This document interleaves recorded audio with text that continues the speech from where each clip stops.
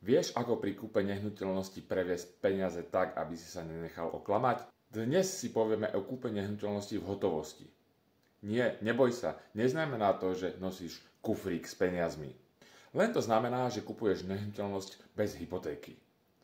Prvou možnosťou je vinkulácia. Peniaze sa ukladajú na účet predávajúceho a banka ich uvoľní po zápise listu vlastníctva. Výhoda? Lacnejšia. Nevýhoda? Ak príde na účet exekúcia, obchod môže padnúť, pretože vinkulácia podlieha exekúciám. Druhou možnosťou je notárska úschova. Peniaze idú na účet notára, ktorý ich uvoľní až po zápise v katastri. Nevýhoda? Je drahšia. Výhoda?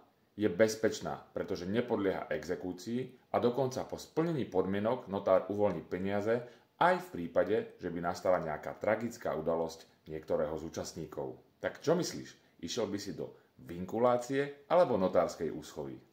Napíš mi do komentára, ak ti toto video pomohlo, daj like a sleduj ma pre viac realitných tipov.